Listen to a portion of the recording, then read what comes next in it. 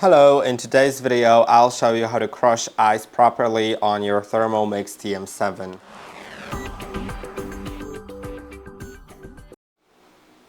You can crush ice with the ice crushing mode that you can find in the search. If you go to the search and then search for ice.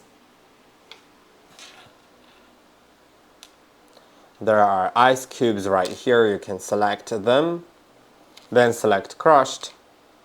And now put the right amount between 200 and 250. If you need more ice, you should put it in batches and do not fill above the 1 liter mark. Now let's go further, and it'll automatically set the settings to crush the ice. I could put the lid on top and then start crushing the ice.